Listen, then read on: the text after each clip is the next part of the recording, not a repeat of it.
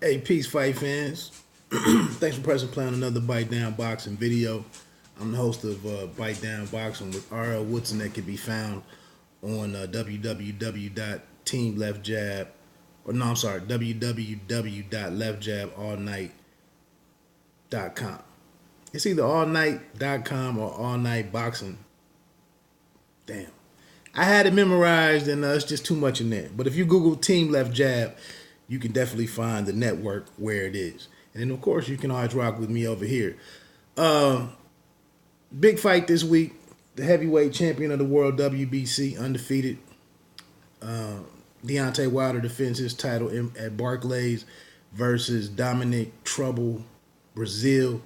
I'll get to that in just a minute. I only have a short thought. This is 3 days in the wake up before we get that one. And I haven't seen the second All Access yet.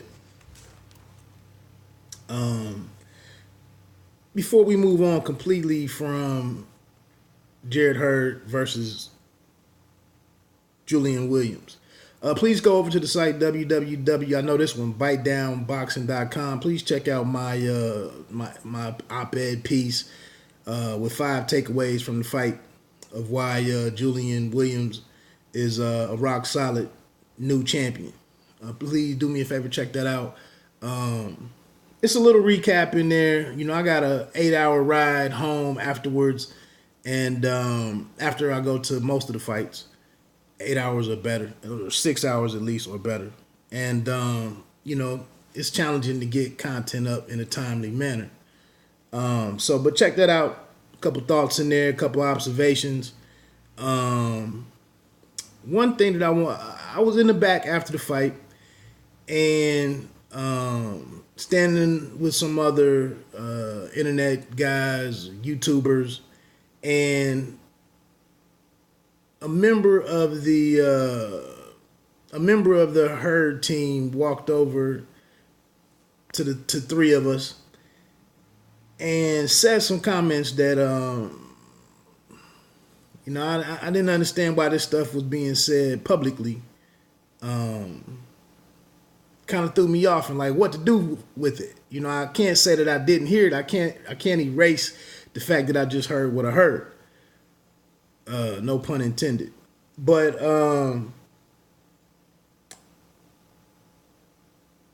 yeah, I would just say that it made me wonder, moving forward, you know, there's some fissures starting to form in that camp, in the Jared Hurd camp.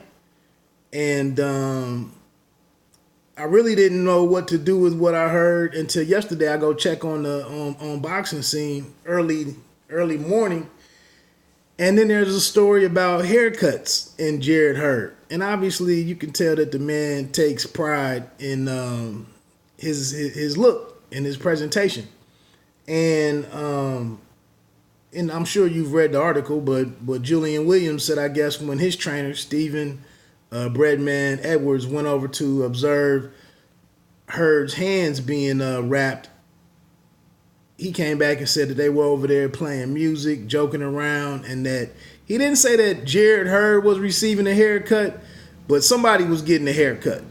I don't think he said specifically that it was Jared Hurd. But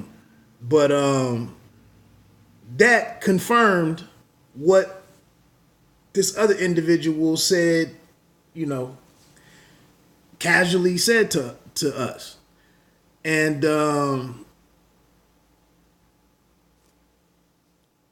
you know, maybe this is a moment for the Hurd team to regroup and tighten it up. You know, tighten things up and run a tighter ship. You know, maybe it took this type of situation to bring that to light, and that's what they need to do.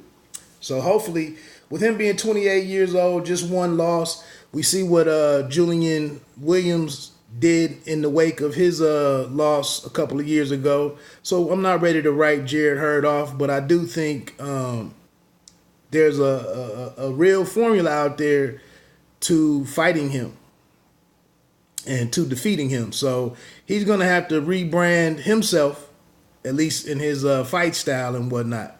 and how do they go about doing that? Excuse me. Getting to this Deontay Wilder and Dominic Breazeale matchup. So I lost my O last week on roundbyroundboxing.com in the prediction challenge. And I really wanted, I had some great feelings about Julian Williams, but I just couldn't pull the lever on that. Despite seeing some things that I thought he could, where he would excel. So coming into this fight, I don't want to overreact. I'm not a fan of Deontay Wilder's boxing, his execution in the ring. I'm just not. It's a lot to be desired, in my opinion.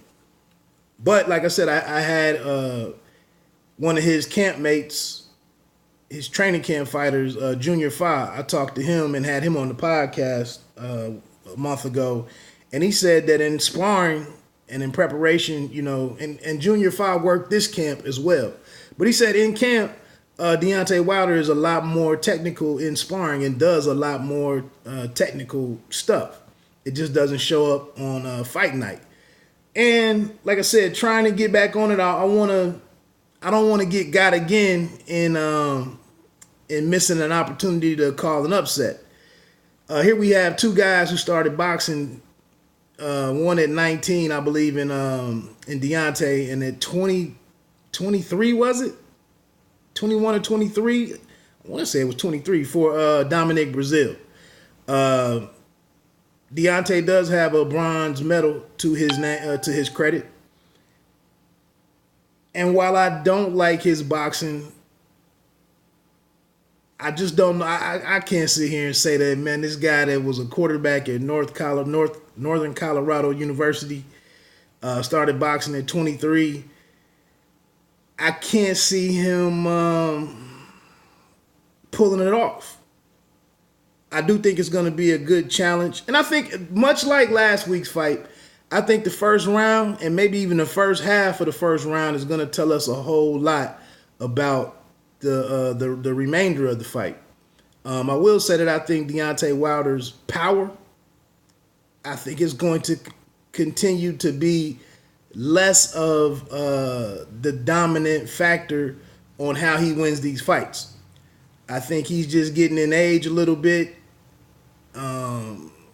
And we saw Ortiz take his power to a certain degree. We saw Tyson Fury's situation, and now going into this fight, I think power is something that guys can get prepared for. And Andre Ward has mentioned it before about making a silent agreement, to withstand, to endure a fighter's power.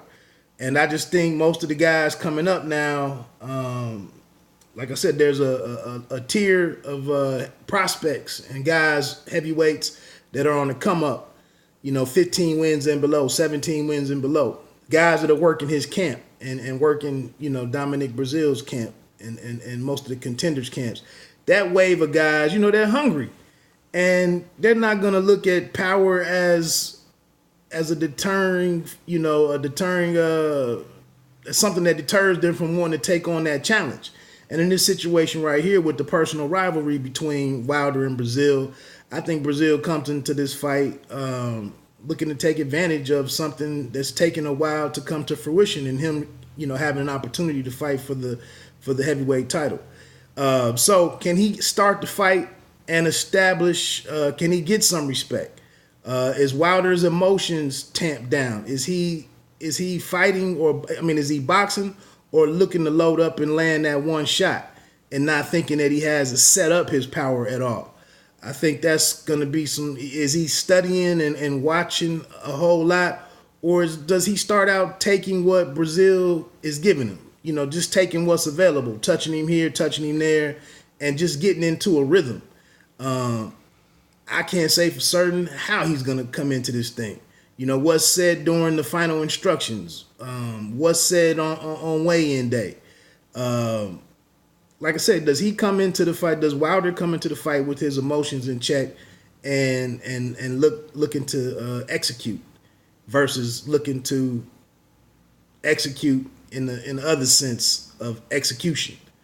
And like I said, can Dominic Breazeale stay composed?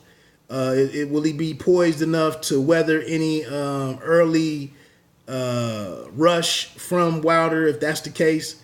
How does he deal with being on that level?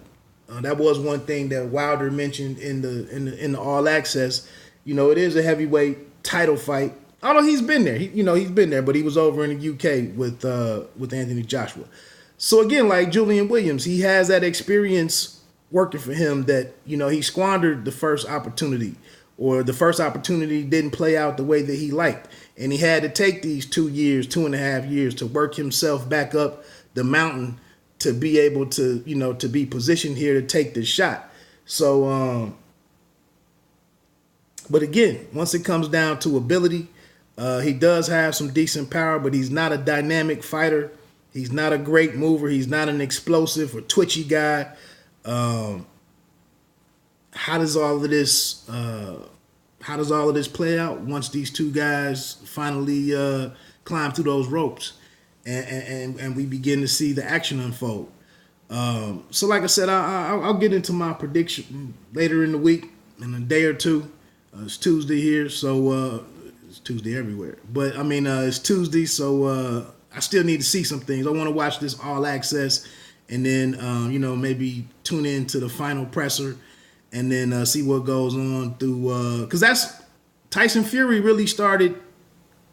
That fight started getting more and more rounds for me, going longer into the fight as I saw Tyson Fury's demeanor, on during the weigh-in. So I still have some stuff to look at and observe and put my thoughts together. Again, thanks for pressing play on the video. Please consider becoming, if you made it this far, please consider becoming a subscriber to the channel. Hit the like button. That's it. Hit the like button. Let me get on out of here, man. I got to get changed real quick and head out to work.